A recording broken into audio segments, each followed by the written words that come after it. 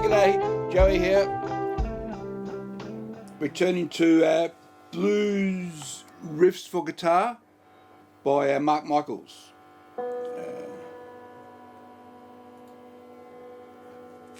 It's lick 97.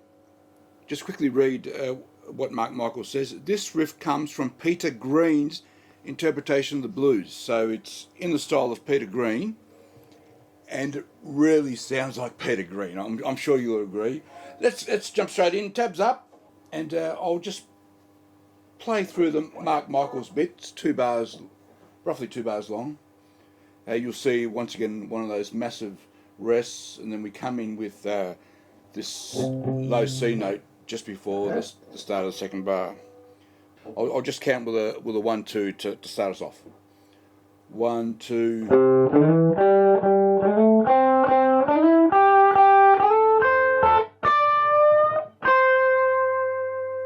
Yeah, that's it. Very nice, very nice. What's going on here? We're in C major pentatonic, just playing over a C chord, yeah? So all 2 bars are a C chord, and the extras I play are all in C. So we're playing everything over a C chord. But it's C major pentatonic with a twist. He only plays 4 notes out of the scale. And of course, it's the major pentatonic scale that gives it that countryish feel, yeah? So it's always worth noting that even when you're in minor pentatonic, if you want to add even just a slight country flavour, just throw in the other major pentatonic notes, and you'll immediately get that countryish sound.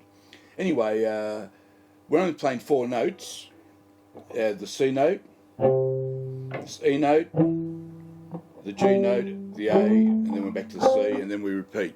Yeah, C, E, G, A, repeat. So we're skipping this D note, except we use it as a grace note, just in that little bit I played, 3 times.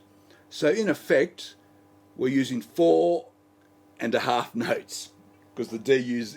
Let's have a look. C, D note's a grace note. Yeah.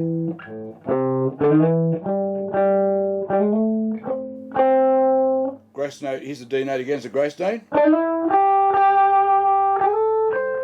And then we bend on this D note to the E. And then for my extras, I'm going to do the same thing. Use 4.5 notes. Yeah, and always use the D note as a grace note. So I'm going to do the same thing to keep the feel of it, to keep in sympathy with it, yeah? And I encourage you to do the same. Once we know the rules of the game, you can come up with a lot of nice sounds just doing and keeping that same pattern going, or a similar pattern. Another thing is the fingering. So note how I go. I want my second finger here on the G note, because I want to go from the G to the A. Yeah. I want to keep it all nice and smooth, so this is the way that's why I've chosen this fingering. Yeah, then I can do this smoothly, and then I do this. So sometimes you get the luxury of using a 3rd finger when you're 2 frets away. Other times, to keep the smoothness going, I've got to sneak between the 1st and 2nd finger, yeah? Let me do that again.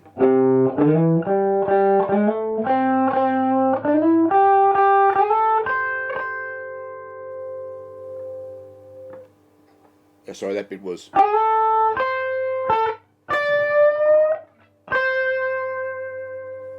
Let me throw up the extras. So once again, I'm going to hold this C note till the end of the bar. What I choose to do, I choose to go an octave higher than this. So we're ending on this C note. I've got this C note as an octave higher than that C note. Yeah.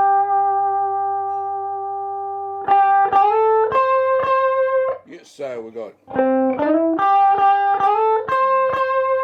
So all of that is an octave higher than where we started, and then I veer from it just for a small change, because I want to get back to this C note. So I want to stay up here and get back to this C note. So this is what I do.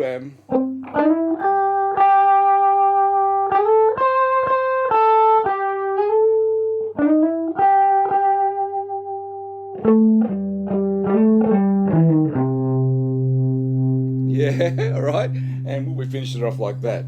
So what have I done to sort of make sure I work my way backwards? Up to that point, it's all staying in an octave higher. Back to this A note, G note, slide to this A note. I then once again I'm using this D note as my grace note. Yeah. And then while we're holding that G note down, I'm getting my second finger up to this A note, and that allows us to get back up the bass string, or down the bass strings, yeah? Yeah, so we're...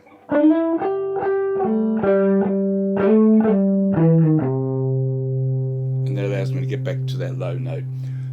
So, interesting fingering all the way through, yeah? From start to finish, interesting fingering, and it's nice always to play something that forces you to do some funny fingering, because it always makes you a better guitarist if you can sort of break out of your routine and use your fingers to do something slightly different, yeah? It's a nice riff all around. Let's play it one more time, then we'll jump straight to the backing track, yeah? Okay.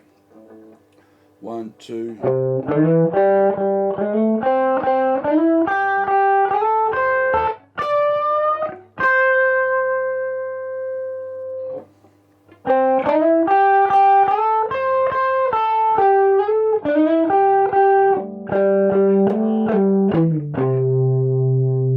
Oh, that's it. All right. Hope you enjoyed that. Thanks for watching.